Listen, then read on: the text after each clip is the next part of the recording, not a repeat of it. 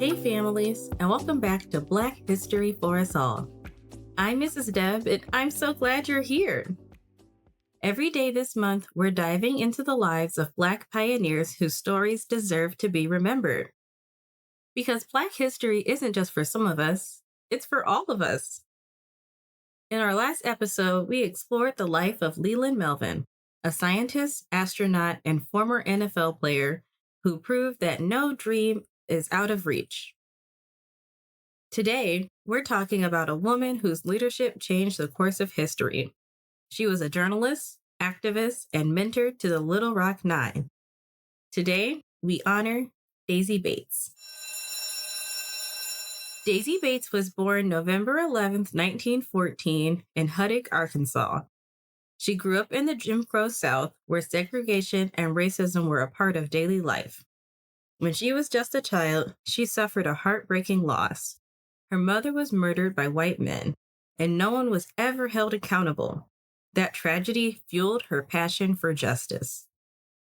Raised by adoptive parents, Daisy learned early on the importance of standing up for what's right.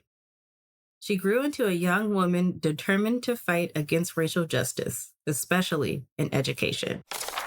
In 1941, Daisy and her husband, L.C. Bates, started the Arkansas State Press, a newspaper dedicated to covering the civil rights movement. Through their publication, they exposed racial injustices, challenged segregation, and called for change. Their work made them targets of white supremacists, but Daisy refused to back down. She believed that the power of the press could be used to educate, inform, and empower Black communities. And she was right. Her newspaper became one of the most influential voices in the fight for civil rights in Arkansas. After the Brown versus Board of Education Supreme Court ruling in 1954, which declared segregation in schools unconstitutional, many Southern states refused to comply. Daisy Bates took on the fight for school desegregation in Little Rock, Arkansas. She became the advisor and mentor to a group of 9 Black students who would later be known as the Little Rock Nine. These courageous students attempted to integrate Central High School in 1957, facing violent mobs, death threats, and resistance from the Arkansas governor himself. Facing danger for justice.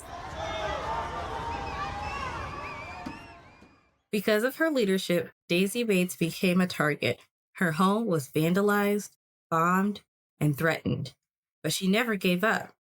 She continued fighting for the rights of Black students, working with the NAACP, and pushing for federal intervention.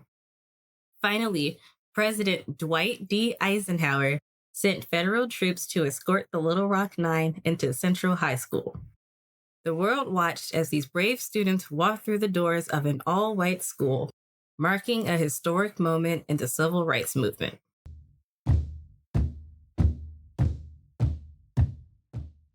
Daisy Bates' work didn't stop there. She continued to fight for equal education, voting rights, and civil rights throughout her life. In 1963, she was invited to sit on stage during Dr. Martin Luther King's I Have a Dream speech in Washington, D.C. Her legacy is honored today through Daisy Bates Day, an official holiday in Arkansas, and through the schools, streets, and institutions named in her memory. Daisy Bates' life teaches us the power of courage, persistence, and using our voices for justice. Here's how we can honor her legacy. Speaking up against injustice. Daisy used her newspaper to fight for equality. Use your voice for change. Support education for all. Every child deserves access to quality education regardless of race or background. Learn from the past. The fight for school desegregation was not that long ago. Understanding history helps us create a better future. Want to keep learning? Download today's free printable at heymrsdeb.com/podcast. Love the podcast?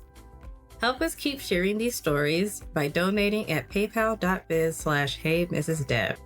Next time, We'll meet a man who fought for racial justice in the UK and led one of the most important civil rights movements overseas. Get ready to learn about Paul Stephenson, the activist who took a stand against racial discrimination in Britain. You won't want to miss it.